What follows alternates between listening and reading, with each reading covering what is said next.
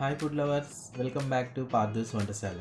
ఇప్పుడున్న ఈ హడావిడి జీవితంలో అతి తక్కువ సమయంలో ఉదయం టిఫిన్లోకి మరియు మధ్యాహ్నం లంచ్ బాక్స్కి కూడా తీసుకెళ్లేలాగా కమ్మని నోరూరించే పుదీనా కొబ్బరి పచ్చడి ఎలా తయారు చేయాలో ఈరోజు వీడియోలో తెలుసుకుందాం. అందుకోసం ముందుగా స్టవ్ ఆన్ చేసి ఒక పాన్లో 1 టేబుల్ స్పూన్ ఆయిల్ వేసి వేడయ్యాక రెండుగా చీల్చిన 8 పచ్చిమిరపకాయలు, ముందుగా కట్ చేసి పెట్టుకున్న అరకప్పు పచ్చి కొబ్బరి ముక్కలు, చిన్న నిమ్మకాయ సైజ్ అంత చింతపండు వేసి కలుపుతూ 2 నిమిషాలు మగ్గనివ్వాలి.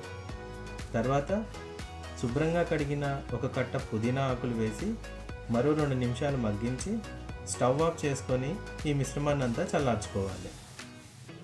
తర్వాత ఒక 5 నిమిషాలు చల్లార్చిన ఈ మిశ్రమాన్ని అంతా ఒక మిక్సీ జార్లోకి వేసి 1/2 టీ స్పూన్ జీలకర్ర, 5 వెల్లుల్లి రెబ్బలు, తగినంత ఉప్పు వేసి మరీ మెత్తని పేస్ట్లా కాకుండా బరకగా గ్రైండ్ చేసుకోవాలి.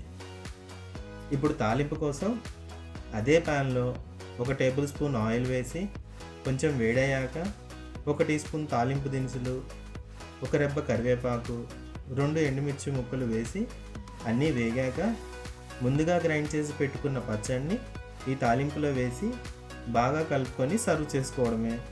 అంతే అండి, కమ్మని నోరూరించే పుదీనా కొబ్బరి పచ్చడి రెడీ. ఈ వీడియో కనుక మీకు నచ్చినట్లయితే లైక్ చేసి అందరికీ షేర్ చేయండి. ఇలాంటి మరెన్నో వీడియోల కోసం మన ఛానల్ని సబ్స్క్రైబ్ చేసుకోండి.